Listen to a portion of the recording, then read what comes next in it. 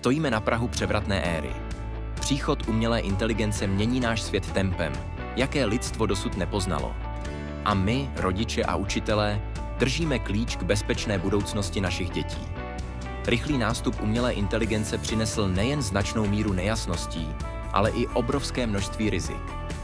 Děti často netuší, co AI vlastně je, nerozumí, jak funguje, a v této situaci se špatně orientují. Proto přicházíme s workshopem Strážci mozků, který je naučí klíčovým pravidlům života s AI. Děti se vydají na fascinující výpravu do světa umělé inteligence. Objeví, jak AI přemýšlí a učí se, kdy je lepší zapojit vlastní hlavu. Naučí se rozpoznávat skutečný obsah od umělého a zjistí, jak AI bezpečně a chytře využívat pro své učení a růst.